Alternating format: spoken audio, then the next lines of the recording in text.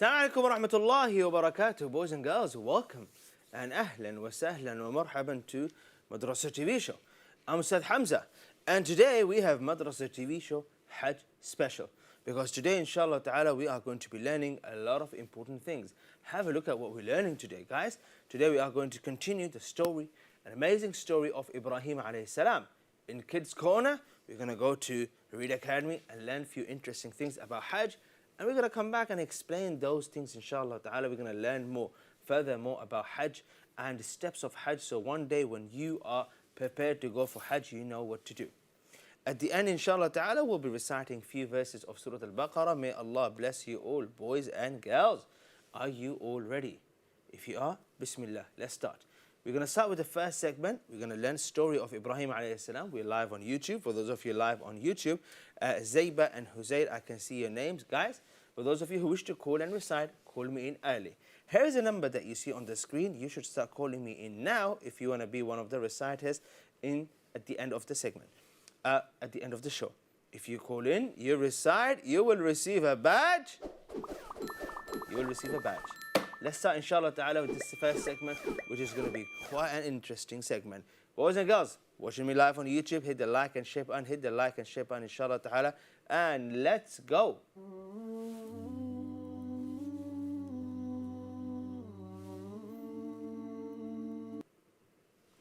Welcome. So, we've been learning the story of Ibrahim alayhi salam. And what we discussed yesterday or before yesterday is that Ibrahim alayhi salam, he was in a kingdom of Babylon. And what happened that Ibrahim alayhi salam, he was there, and his father was a very famous man who used to make these idols. And everyone in that kingdom used to worship idols.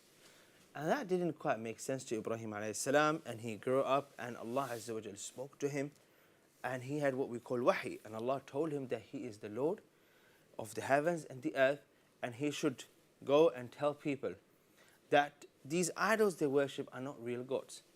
And so Ibrahim alayhi salam used many ways to explain to his people that things that Allah created, these things that disappear, things that can be broken, these things are not gods, they cannot be gods.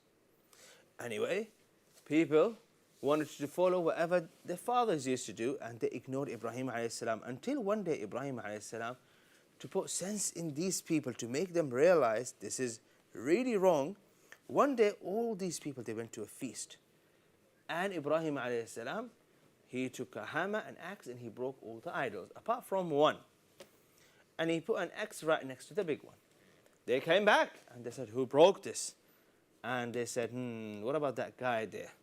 They got Ibrahim alayhi salam, and they said to him, did you break this? He said, why would you ask me? Why would you not ask the idol? You said he is God. Why can't he protect himself or everyone else? They said, it must be you.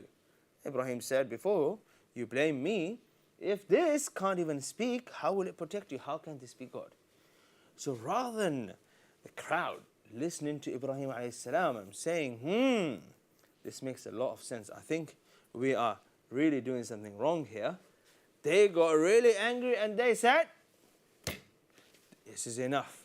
We are going to punish you, and we're going to punish you really badly. What happened next? Here's what happened. The angry crowd wanted Ibrahim alayhi salam to be punished for destroying their idols. They didn't want to think. They didn't want to reflect. They didn't want to say, maybe I'm wrong. But what they wanted to do is what? Is to take the revenge. They wanted revenge. The decision to burn him alive was agreed by Nimrud, who was the king of Babylon, and his priest. So here's what's happening here, which is quite extraordinary, yeah? So Ibrahim alayhi salam did what he did, not to get people angry, although he knew that people are going to do something or be angry. He used it as a trigger to make people realize that, oh, this actually doesn't make sense. What happened next? Pay attention.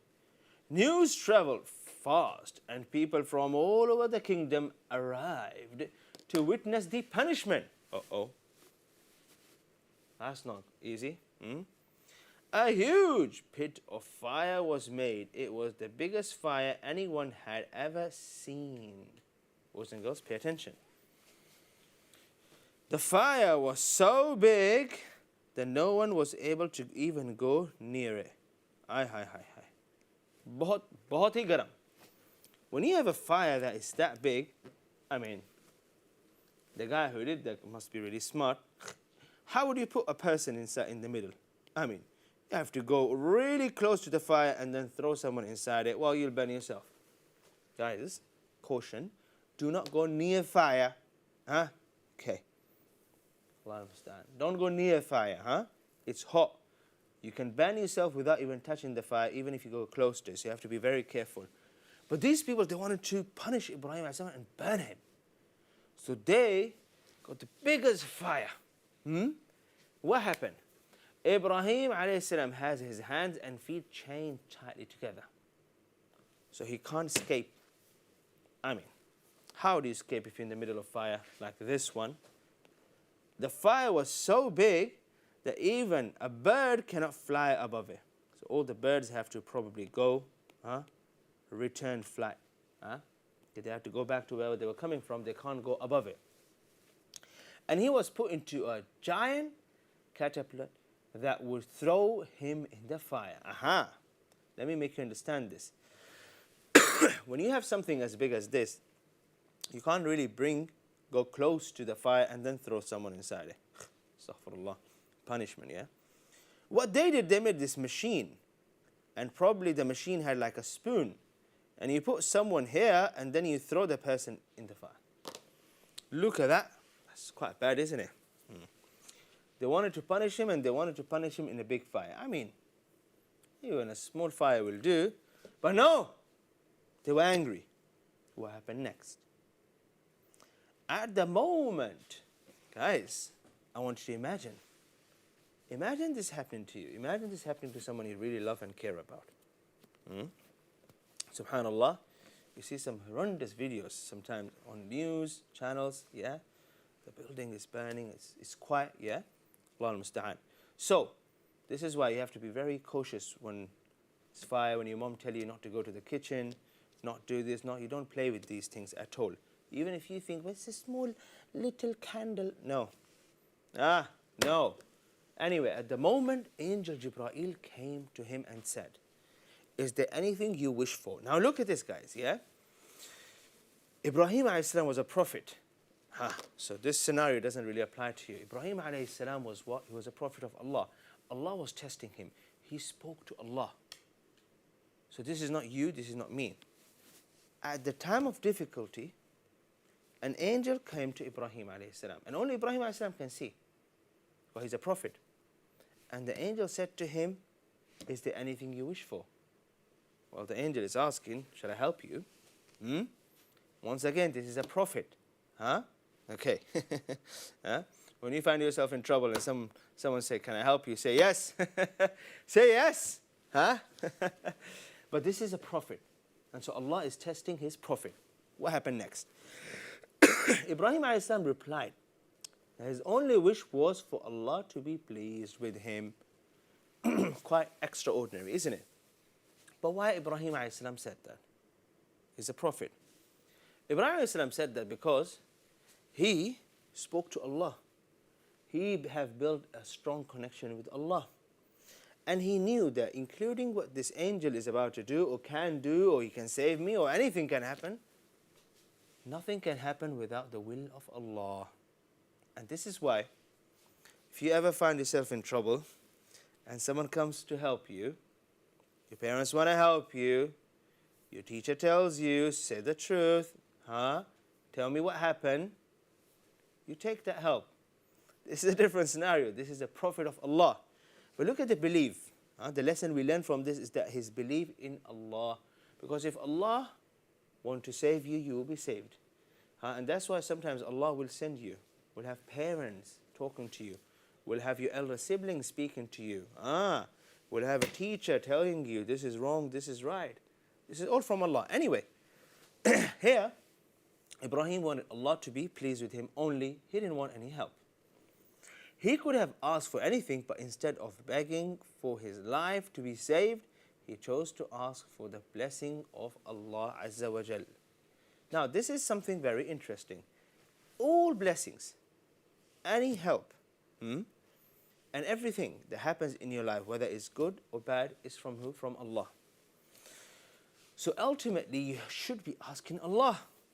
But of course, you have to go with asbab. For example, your mom tells you not to play with the lighter, don't go in the kitchen, don't do this, then you listen. You listen, you don't do something silly, something you're not supposed to do, and you act, and then you say, oh, Allah will save me. No. Anyway, Allah Azza wa Jal would not allow the Prophet to be killed, Prophet of Allah. He ordered the fire to be cool for Ibrahim, and the fire obeyed. Guys, this is for Ibrahim alayhi salam. Burning only Ibrahim's chains. Ibrahim alayhi salam walked out of the fire completely unharmed. Spectators gasped in amazement, crying, Ibrahim's God have saved him from the flames. Now try to understand the story right. It is who? Ibrahim alayhi salam. Who's the Prophet? Ibrahim alayhi salam. Okay. Ibrahim alayhi salam is a prophet of who? Allah. The fire was made by people. The fire burns. Fire burns. But it only burns by the will of Allah. At that time, in that moment, Allah did not want fire to burn. So it didn't.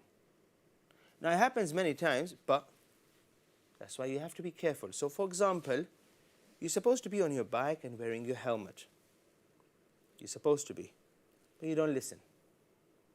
Your mom tells you, you don't listen, and one day, and let's say, la qaddar Allah, you fall while you're biking. It's going to hurt you, right? But now, it could have been worse because you're not wearing your helmet. But it didn't hurt you that bad. Does that mean that you're not supposed to wear a helmet? No. It means you should. Yeah? So precaution, or being careful, yes, is how you show obedience to Allah. You don't act silly or careless and then say Allah. No. May Allah bless you all. So there Ibrahim alayhi salam, he had full belief in Allah Azza wa Jalla that Allah will save me. And Ibrahim alayhi salam was chained up. There was no way out for him. And even then, even in that difficult moment, he trusted Allah Azza wa Jal, and he put his belief in Allah because he couldn't do anything else. He let it on Allah Azza wa Jal, and Allah saved him. And that was a lesson for everyone around him, that look, there is someone there, yes, to save people, someone who controls everything. May Allah bless you all. Short break, we'll be back and we will continue. Stay with us. Assalamu alaikum.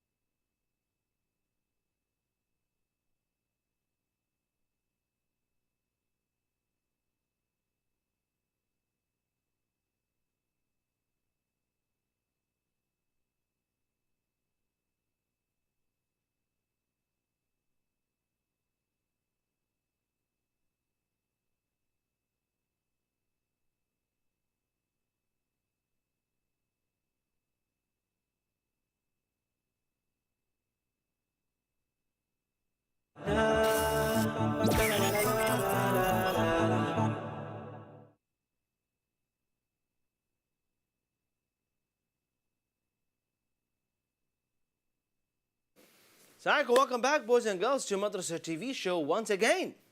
Boys and girls, after learning story of Ibrahim alayhi salam in the first segment, we are now going to go to our second segment and watch a very interesting video from our students in Read Academy. We learned story of Ibrahim alayhi salam. Now we are going to go to Kids Corner. After that, inshallah ta'ala, we are going to learn some steps of Hajj. And today's steps that we're going to be learning are very, very important because it's about the main day of Hajj. Boys and girls, join me in the last segment so we can recite, inshallah ta'ala, together verses of Hajj. Inshallah ta'ala, few verses of Hajj from Surah Al-Baqarah is what we're reciting today. I'll show you the verses after, after the next segment, after this segment, inshallah ta'ala. Boys and girls, for those of you who wish to call and recite, call me in early, inshallah ta'ala, call me in early. Now, let's go. Let's go to our Kids Corner. I am super excited. Let's go.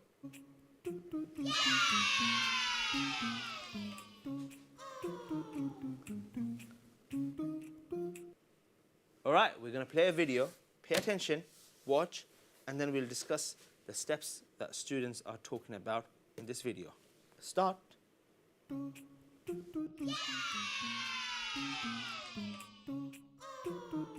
Welcome back, kids. We're going to learn about the day of Arafah, the main day of Hajj. We're going to have a lot of interesting discussions, but let's learn a few things about Arafah from our Read Academy students. My name is Fatima. My name is Abdurrahman. 9th of Dhul Hijjah is when you go to Arafah, you do dua, dhikr, and you can listen to a khutbah. After that, you go to Muzdalifah, you pray Maghrib and Isha, and we look at the stars. We look at the stars in the sky. Let's hear more about Hajj from the Read Academy students. Who is Ibrahim alayhi salam? Ibrahim alayhi salam, his father used to worship idols, but he didn't. He worshipped Allah, and he was the first person to do Hajj, and him and his son made the Kaaba.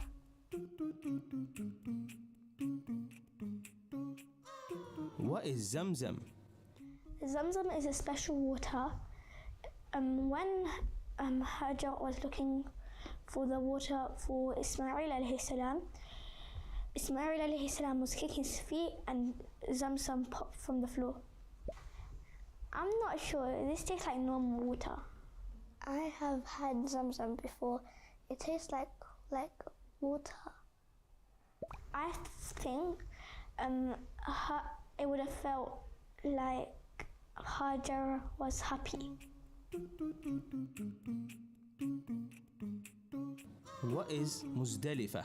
Muzdalifah is when you come back from Arafah and at Muzdalifah you do your salahs, and there's a mountain where you make lots of dua and you do dhikr and you sleep. Why do men shave their heads? Men shave their hair so everyone can look equal. I don't know, I've never shaved my head before, all the way.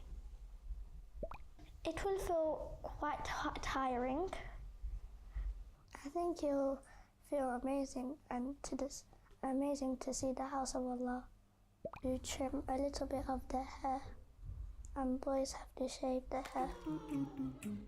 Let's hear some poems from the students. Ibrahim alayhi salam was blessed to be a messenger. He followed the path of Allah. He faced many tests in his life, and his son he was told to sacrifice. This was a very difficult thing for him. But he knew Allah was with him. Allah swapped his son for a ram. Ibrahim knew that everything would go according to Allah's plan. He was a very patient and humble man. He put his trust in Allah's hands. So there we go. We learned quite a lot about the day of Arafah, the main day of Hajj, 9th of Dhul Hijjah. We heard some answers for the difficult questions we asked these students, and we heard a beautiful poem. We'll be back here tomorrow, inshallah ta'ala, to learn more. For now, let's go back to the studio.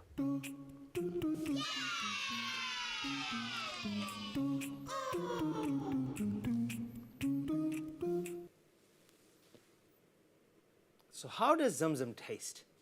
Well, it tastes like water. I'll tell you what, it's a bit sweet. I mean, don't like this. Sugar added, but it's different from normal water. Anyway, boys and girls. So there we go. Yom Arafah. Come back after break. We will discuss Day of Arafah in detail. Remember, there's a hadith of the Prophet alayhi salatu wasalam, where he said, Al-Hajj Arafah. Arafah is Hajj. So let's come back after the break, learn this more, inshallah ta'ala. Join me after the break. We're going to learn steps of Hajj on Day of Arafah 9 today. After a short break. Stay with us. Assalamu alaikum.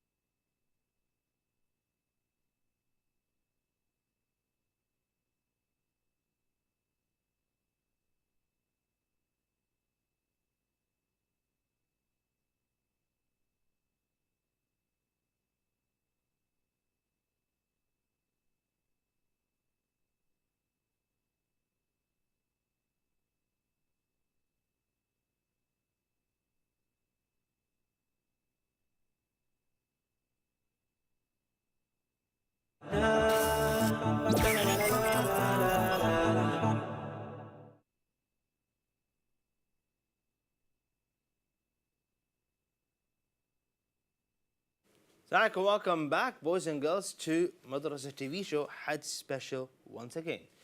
After learning the story of Ibrahim alayhi salam, we saw a video from Read Academy in Kids Corner, and now inshallah ta'ala we are going to learn about steps of Hajj. Boys and girls, today we are learning verse number 196 from Surah Al-Baqarah. وَأَتِمُّ الْحَجَّ وَالْعُمْرَةَ لِلَّهِ. This is what we are reading today.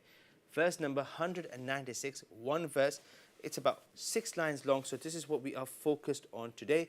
May Allah bless you all.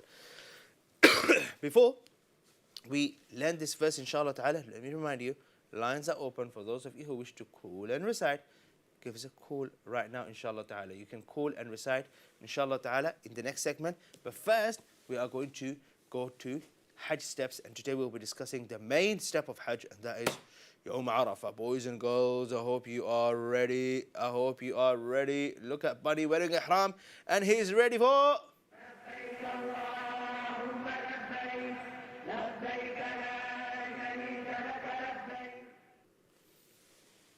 Okay, so what happens? Hajj starts on 8th of Dhul Hijjah, not 8th of June, 8th of Dhul Hijjah. And so, from there, yes, Hajj starts on what? On 8th. When you are around that place with a lot of tents. 8th, yeah, in Mina.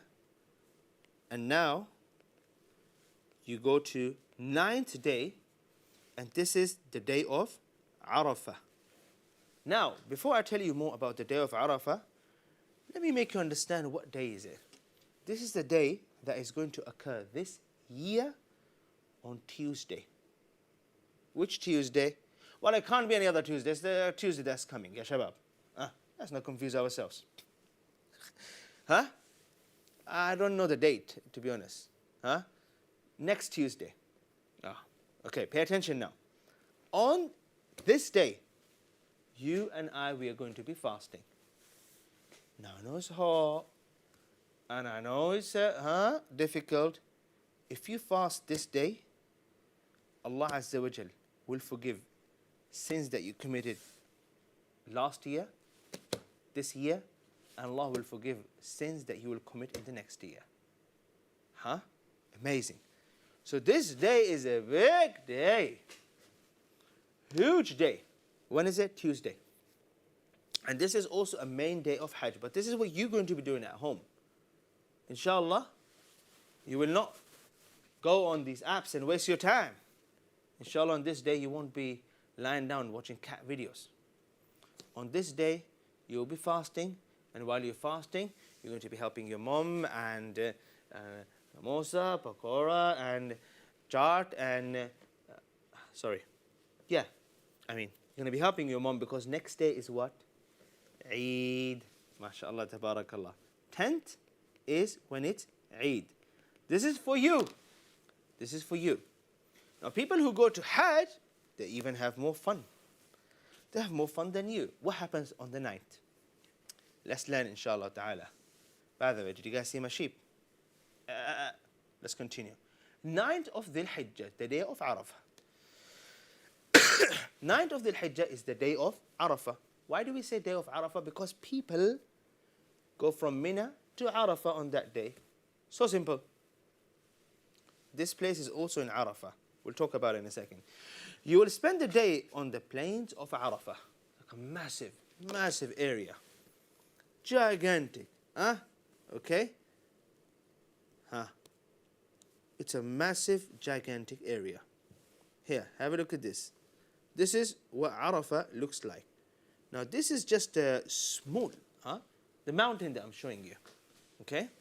Now, would be curious to know if anyone in the crowd got themselves interested about this mountain. What's with this mountain? This is Arafah. And there's a huge masjid in this place called Masjid what? Okay. Let's see. Who can find out? What masjid is this? Yes, guys. Anyway, here are millions of people going toward Arafah. Yeah? By the way, that's water, that's not smoke. Yeah, it's so hot, so then they have this shower there. Yeah. Anyway, you should get there around Zawal time. This is important. You should get to Arafah around Dhuhr time, midday. Yeah?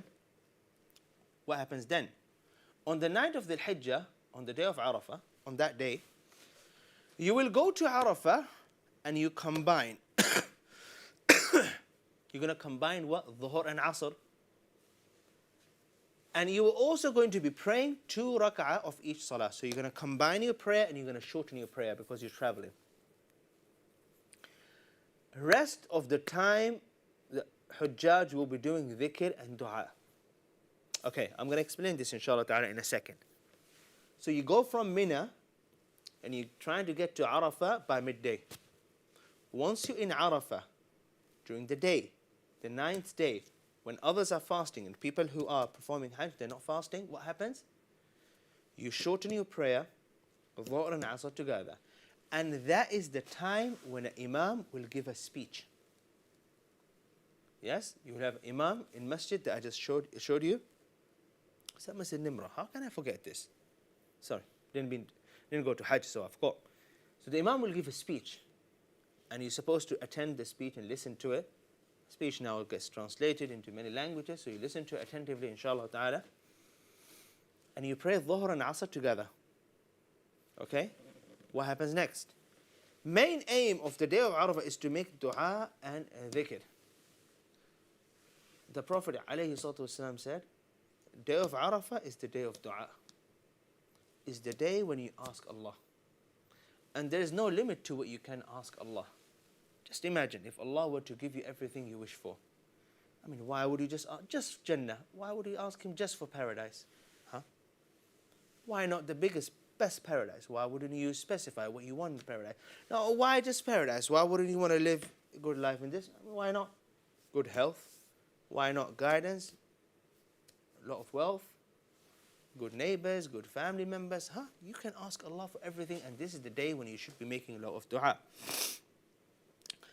And you plan to make dua after Dhuhr and before Maghrib, because Maghrib, when the day ends, Yom Arafah ends.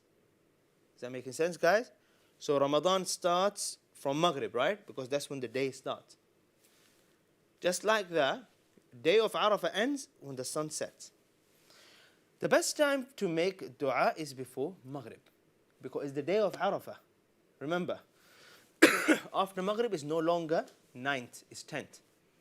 At this time, Hujjaj would beg and plead Allah subhanahu wa ta'ala for forgiveness, to ask for better in this life, the next, and ask for Jannah.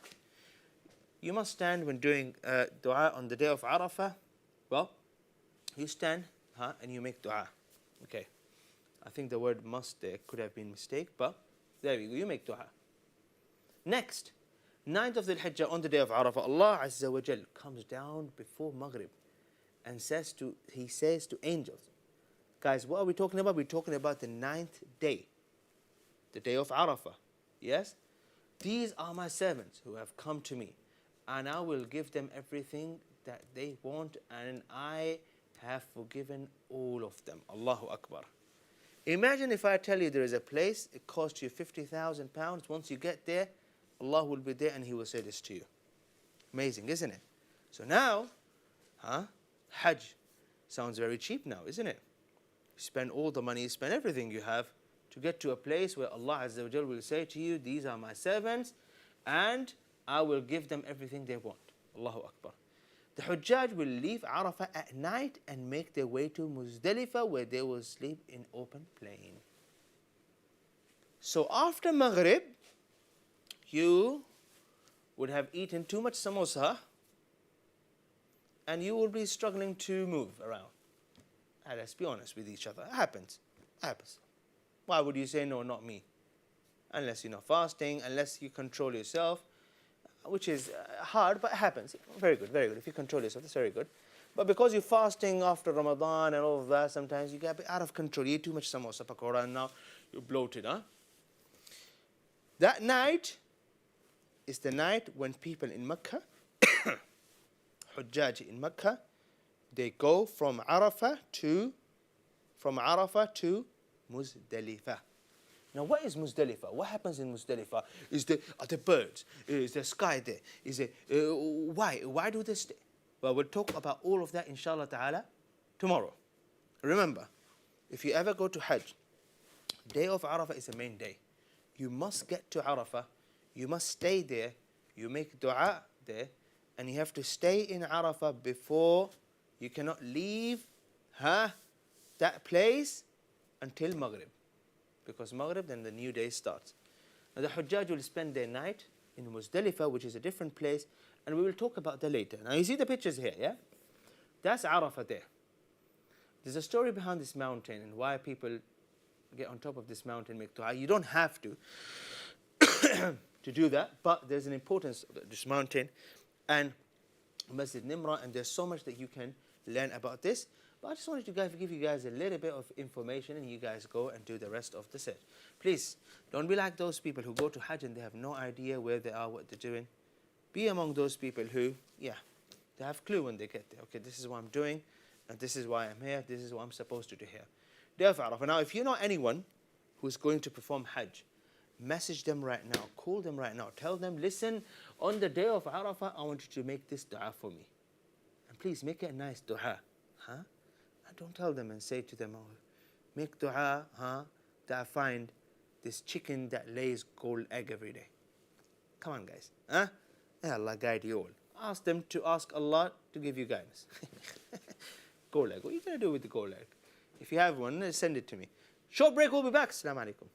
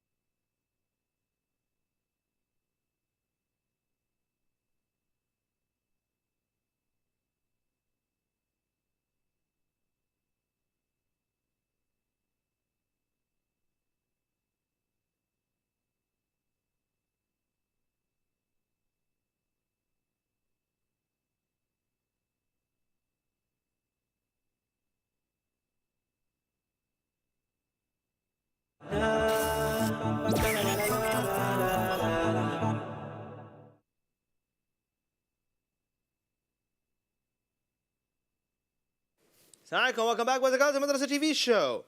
Today we are going to be reciting a verse from Surah Al-Baqarah where Allah Azza wa Jal talks about Hajj and Umrah. We'll go straight to the segment because we have many reciters who are ready to call and recite.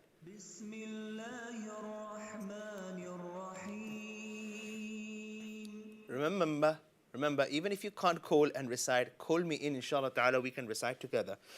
بسم الله الرحمن الرحيم وأتموا الحج والعمرة لله فإن أحصرتم فما استيسر من الهدي ولا تحلقوا رؤوسكم حتى يبلغ الهدي محله فمن كان منكم مريضا أو به أذى من رأسه ففدية من صيام أو صدقة أو نسك فإذا أمنتم فمن تمتع بالعمرة إلى الحج فما استيسر من الهدي فمن لم يجد فصيام 3 أيام في الحج و7 إذا رجعتم تلك 10 كاملة ذلك لمن لم يكن أهله حاضر المسجد الحرام واتقوا الله واعلموا أن الله شديد العقاب. Boys and girls, let's hear the first reciter. Assalamu alaikum. Wa alaikum assalam. Welcome to the show. Who's on the line? Hawa. How are you? I'm fine, alhamdulillah. Hawa, go ahead. أعوذ بالله من الشيطان الرجيم بسم الله الرحمن الرحيم وأتموا الحج والعمرة لله فإن أحصرتم فما استيسر من الهدي ولا تحلقوا رؤوسكم حتى يبلغ الهدي محله فمن كان منكم مريضا أو به أذى من رأسه ففدية من صيام أو صدقة أو نسك فإذا أمنتم فمن تمتع بالأمرة إلى الحج فما استيسر من الهدي فمن لم يجد فصيام 3 أيام في الحج و7 إذا رجعتم تلك 10 كاملة ذلك لمن لم يكن أهله حاضر المسجد الحرام واتقوا الله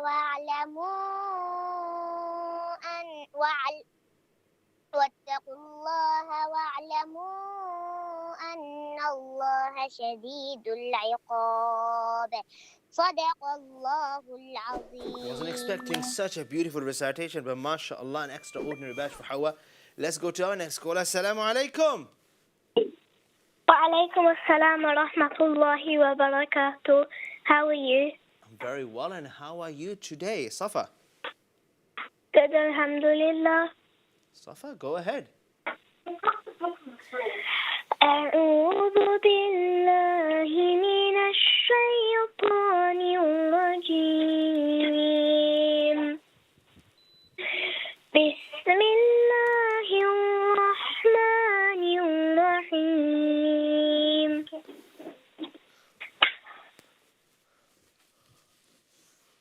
وأتموا الحج والعمرة لله فإن أحسن ولا تحلقوا رؤوسكم حتى يبلغ الهدي محله فمن كان منكم مريضا أو به أذى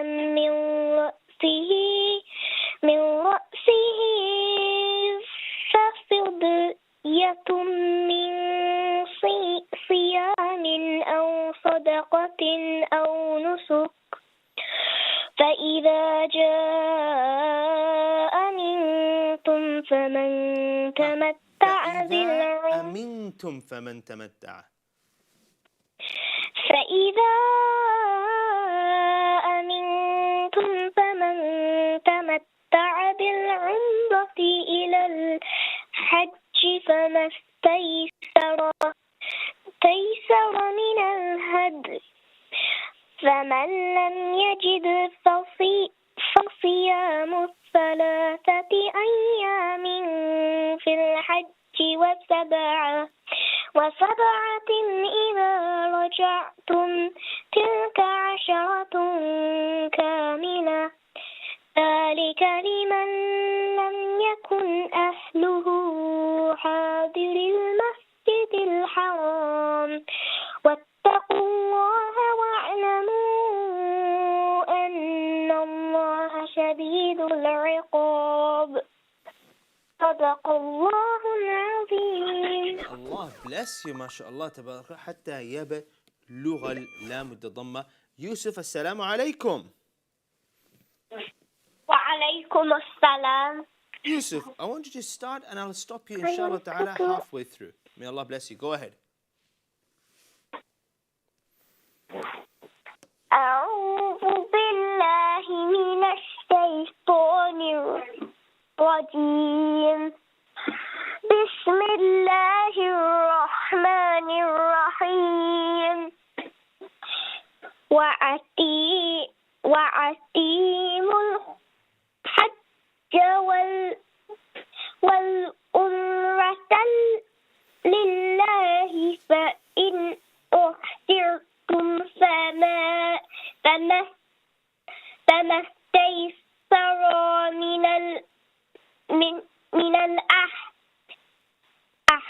من الهدي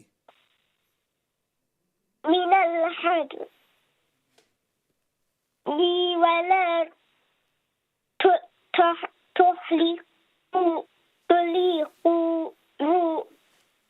تطلقوا رؤوسكم حتى يبلغ الهدي محله. May Allah bless you. يبلغ الهدي محله. Yusuf, may Allah bless you. Next caller. Assalamu alaikum. Assalamu warahmatullahi wabarakatuh. How are you, Ustaz Hamza? Alhamdulillah, alhamdulillah. حتى يبلغ الهدي محله. Muhammad, if you can continue from فمن كان منكم مريضا. So that's 5 lines. أعوذ بالله من الشيطان الرجيم. بسم الله الرحمن الرحيم. فمن كان منكم مريضا أو به أذى من رأسه ففدية من صيام أو صدقة أو نسك فإذا أمنتم فمن تمتع بالعمرة إلى الحج فما استيسر من الهدي فمن لم يجد فصيام 3 أيام في الحج و7 إذا رجعتم تلك 10 كاملة ذلك لمن لم يكن أهله حاضر المسجد الحرام واتقوا الله واعلموا أن الله شديد العقاب صدق الله العظيم. Last caller. Assalamu alaikum. Rahima, assalamu alaikum. Assalamu alaikum, Rahima. وعليكم السلام. Rahima, I'll get you started inshallah ta'ala. You can recite maybe a few lines. Go ahead. Okay, inshallah. أعوذ بالله من الشيطان الرجيم. بسم الله الرحمن الرحيم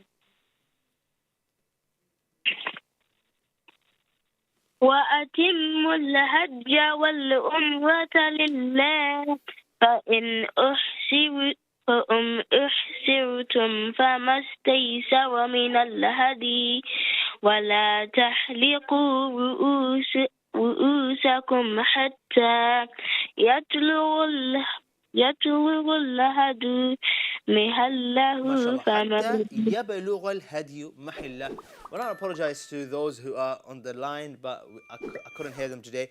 May Allah bless you all. We'll give you a chance to recite tomorrow. We still have 2 more days until we finish learning everything about Hajj. So tomorrow, inshallah ta'ala, another segment, amazing segments of Madrasa TV Hajj special. We'll be back tomorrow at 4 p.m. Until then, assalamu alaikum wa rahmatullahi wa barakatuh. La la la la